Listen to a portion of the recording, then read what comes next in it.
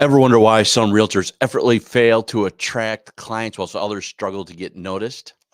It all comes down to their unique value proposition. Today, we're going to uncover why most UVP fails and reveal how you can craft a powerful UVP that sets you apart and draws in your ideal client. Stay tuned.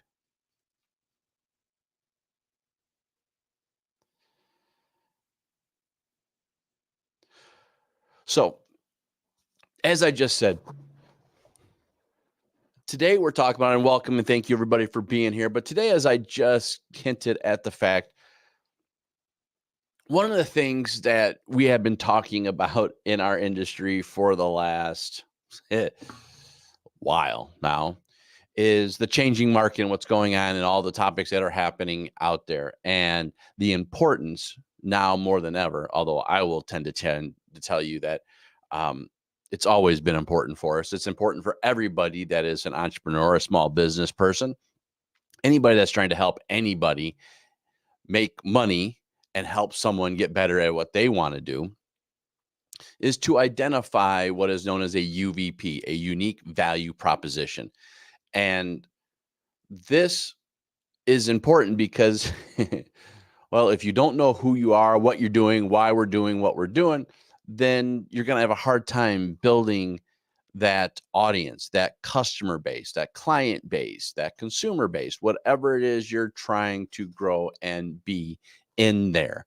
So I'm going to talk a couple things in here. First, some of the common failure points that I see a lot of realtors have when identifying their unique value proposition. And then I will give you some quick tips today about how you're going to fix it and kind of master it and be better with it and get much stronger inside this market. So, first off and foremost, what is a UVP? Well, a UVP, a unique value proposition, is basically a clear statement to your audience that describes who you are, what you offer, and the value the consumer's going to receive from this. Hopefully, this unique value proposition will identify you as what makes you different than someone else. Although, what I will tell you in this market is um, it is important to stand out with a unique value proposition, but it is more likely more important for your audience to be able to hear it in what matters to them, right? One of the things we're going to talk about here in a second is I think we're confusing a lot of things that we're just trying to understand who we are. And while that's great, and there's absolutely nothing wrong with it, one of the things that we need to make sure we're doing at all points in time in our lives is making sure that that's what's resonating with the audience, right? So we got to match both of those up. And again, welcome everybody for being here to the live session. I love you all being here. If you do have questions, please write them down. I will get to them and answer any questions you have about the unique value proposition and trying to help you in the best way that I can. So thank you all for being here. So that's your unique value proposition. But so what are some of the key factors that are going to make a value proposition fail in today's market? Well, first and foremost, I'm going to tell you right now in here, one of the biggest things that will make people fail in here is really the lack of clarity. And when you do this and you work inside this market, in this real estate world, in any small businesses that are there, one of the biggest challenges that you are going to have for yourself is if you don't know what your value proposition is and what you are trying to gain from it, right?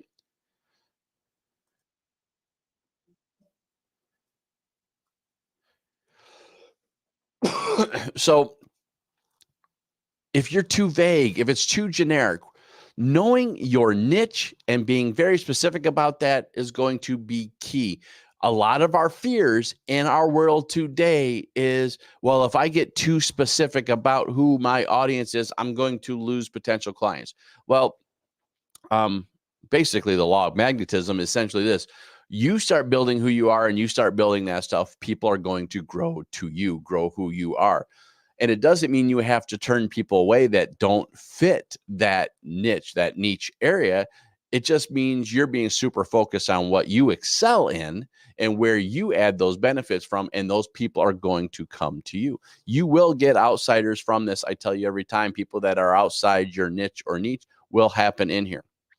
But I'm going to tell you again, the biggest fail is lack of clarity, is just being a little too generic in your identification and in your communications.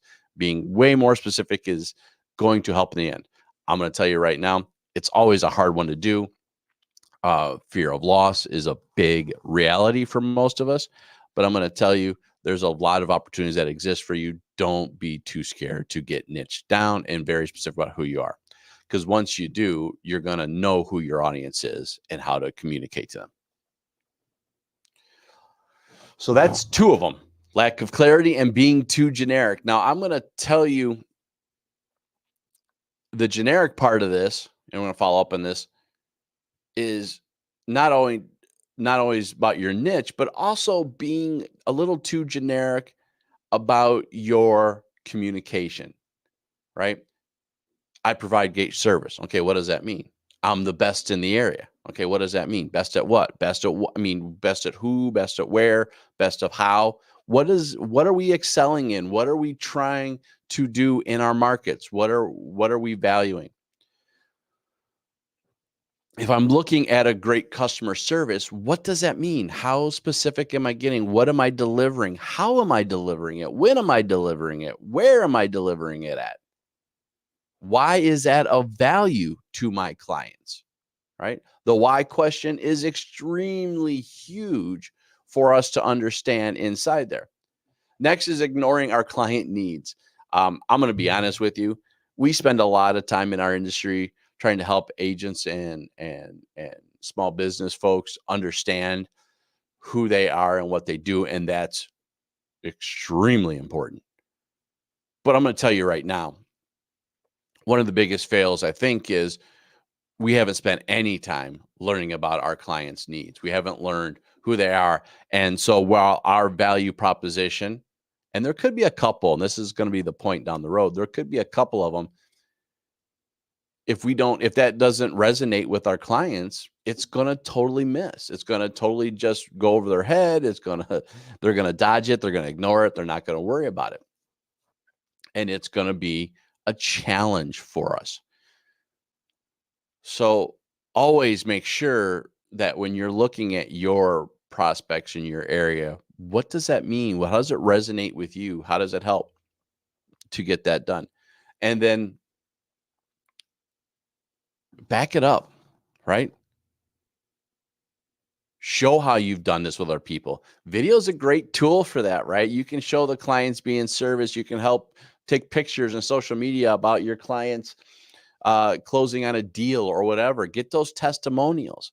These are great solutions to help get that done. But just making the statement and having no proof, nothing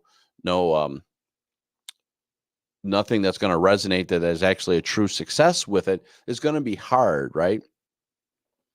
I give the best customer service, but no testimonial talks about your customer service. It's going to be a challenge. So do make sure you back those clients up. Make sure you get those testimonials. I think that's one of the best ways to get this done at all times, and really just kind of make sure you have that in place.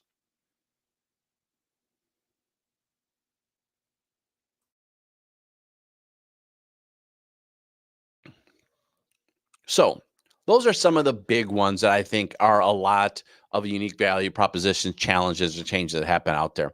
One of the things I'm going to tell you right now, though, is one of the things I want you to think about is how you can master UVP and how you can get this done. And I'm a big fan of basically brainstorming rule 101. And that brainstorming rule 101 essentially tells you this, where it tells you that you can just write any idea down right off the bat and don't critique them. Just write. Just write those ideas and make sure when you're writing them, you're not trying to judge anything. It's kind of, it's just it's a mind dump, right? You always can come back later and do this. But some of the steps that I think are huge for us in the world of UVPs to help identify and make this known is a little I forget what the Venn diagrams, I think is what the term is called, where when you're looking to do this and you're looking to master your UVP, you want to create one area that identifies your strengths on a piece of paper. Just write them all down, right? What do you excel at? Where are you extremely good? Write these things down. The skills, the expertise, your personal traits, your characteristics, right?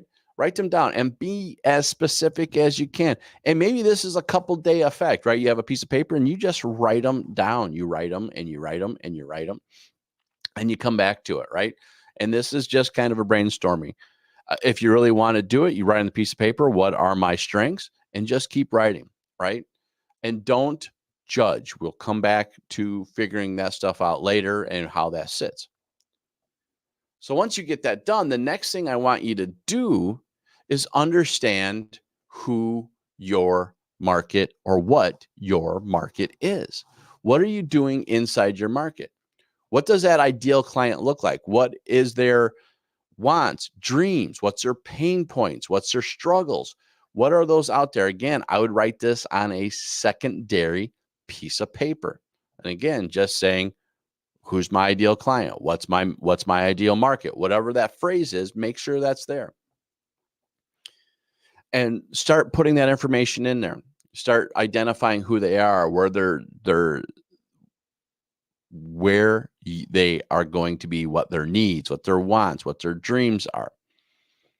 If they have any challenges, what their desires are. These are things that I want you to write down. And again, this is brainstorming. So all you're going to do is just write them down. You're not going to judge them. Some of them could be completely wrong. That's not important right now. You can always come back later and cross it out. It's not a big deal. Next, and I'm not as big on this one, but I do think there is some importance to this one. Know your competition, right? Research other areas in that area. See if there's gaps that they aren't covering. See if there's things that you can do that no one else can do.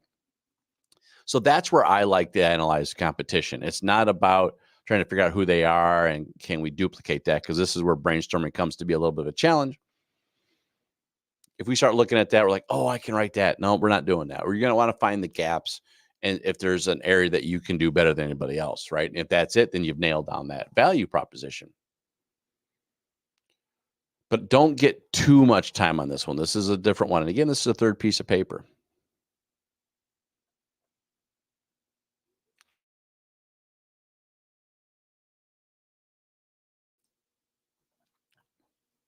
Next in here is when you start looking at that piece of papers. You look at both of them and seeing where there's similarities, seeing where you have your strengths and your target needs and the competitive edge that you may have to write a very specific sentence or statement. Should not be any more than probably 2 sentences in all statements. I think it really should be 1 statement, very bold, probably, I don't know. In the video and social media world, between 50 and 75 characters. I think it's going to be the same for us when you're saying this, right? It's considered the elevator speech. It's got to be quick, very, very precise.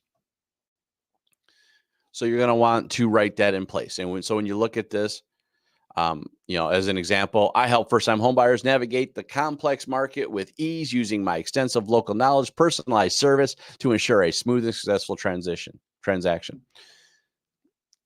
It's not bad, but you can make it better. But when you combine these into place, you're going to have them out there. I'm going to tell you the reason I'm doing this video today is I just helped someone to do that. And I'm going to tell you one of the steps that I think you should have in there is partner with somebody. Partner with someone that knows you. Partner with your an office mate, your office leader, your spouse, your friends, right? Help them craft that for you, because people will see you in a different light. People will see that and they'll be able to help you understand and bounce through this. So if you're having a hard time writing this and you've already brainstormed this stuff out, walk through those steps and just spitball with them and have that in place. It's going to help. And then once you're done, put it everywhere. Make sure you are consistently marketing that. Make sure you are consistently putting it everywhere. It should be in your signature profile of your emails. Should be the little catchphrase in almost all your social media posts. It should be on your website. It should probably, even if you want to, could be a watermark on your pictures and your profiles. You want to make sure it's there so when everybody sees it, everybody has that in place and ready to go. So always make sure you have that in place.